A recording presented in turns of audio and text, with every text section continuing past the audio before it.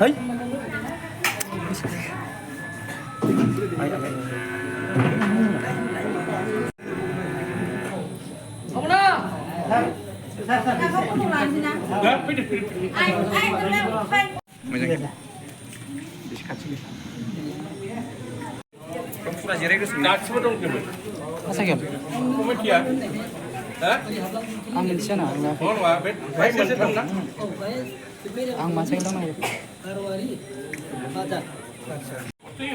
जिमान दुर्गा पूजा कमिटी আছে दुर्गा पूजा আছে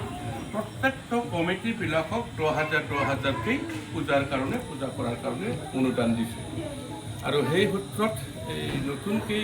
গঠন হোৱা আমাৰ এই 5 নং পৰ্বতজোৰা এলেকাৰ পূজা মণ্ডপৰ যিখিনি চেক বিতৰণ এই চেক বিতৰণৰ দায়িত্ব মোক দিয়া হৈছে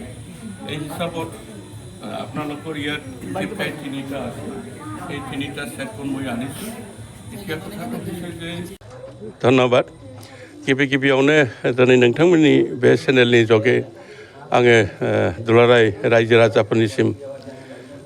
दिनै दुर्गा पूजा सप्तमी पूजा उपलक्षे आंनि खुलुमनायखौ बयनोबो बावहरनाय जाबाय जे देग्लाय जोंथ' धरक बर' जनगोष्ठी हिसाबै जोंथ' आरो मुर्ति पूजा खालामा थेवबाबो प्रत्येक मुर्ति बोसोरे बोसोरे जिहेतु जोंनि एलेकाफ्राव मुर्ति पूजा जायो बे हिसाबै आं बेरायो आगोलाव बिधायक हिसाबै दं हिसाबै मोनसे दायित्व दं हिसाबै गोदोनिफ्रायनो आंहा बे पूजा मन्दप मन्दप बेरायनाया मोनसे हुदा दं खिन्थु देग्लाय जोंहा ओरैबायदि मोनसे सुजुग फैदों जोंनि आसामाव जों जेखौनाखि जों कल्पनाबो खालामफेराखैमोन बा आंथ' अबास्तबसो सानदोंमोन बोरै सरकारा फैसा होनो खिन्थु जोंनि बयनिबो अनजालु बुजिजाथाव गिबि मन्त्रि डक्टर हिमन्त बिश्व शर्मा बिथाङा आसामाव जेसेबां दुर्गा पूजा कमिटि दङ जेसेबां फुजा होदों प्रत्येकटा फुजायाव 10,000 करि फुजानि थाखाय अनुदान होदों दिनै बेबादि हिसाबै जोंनि नैबे 5 नं पर्बतजराव माखासे एलेकाखौ आंनि खाथिनि एलेकाखौ आंखौ दायित्व होदों जे जेसेबां हायो एसेबां मन्दपाव थाङै थाङै बे सेकखौ जाहाथे कमिटिनि आखायाव दैदेननानै हैनो हायो थिग बिदियैनो दिनैहाय बेवहाय नैबे बारवारि थिपकाय ओनसोलाव बे सेकखौ आं बेहाय होफैनाय जादों मथामथि आंनि आखायाव जेसेबां सेक दं आं प्रत्येकटा मन्दपे थांनानै सेकखौ होगासिनो दं दा जों बिनि दारै जोंनि फुजा कमिटिफ्राबो जथेस्थ सहाय मोनदों बयबो उत्साह होदों बयबो सरकारखौ बाख्नायदों बयबो बिजेपि सरकारखौ जों आसा खालामाखैमोन थेवबो मोनदों जोंनि थाखाय बे बिराद गिदिर मोनसे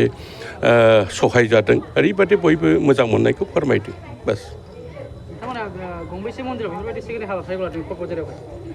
पर्बतजरा एलेकानि दुर्गा पूजाखौ एक्चुअली नैबे गोदोनि गौरीपुर समष्टि एलेकायाव प्राय पर्बतजरा होननानै बुङोबाथ' रुपसायाबो गोग्लैबाय बे हिसाबै 25टा दङ ओरैहाय बिलासिपारा आगोलनि वेस्ट समष्टियाव 9टा दङ आरो ओमफ्राय ओरै गलकगन्ज एलेकायाव 4 दङ गासै बेखिनिखौ आं होगासिनो दङ दा बिलासिपारा वेस्टआव 9टा दंबावो बेखौ होनो थांगासिनो दं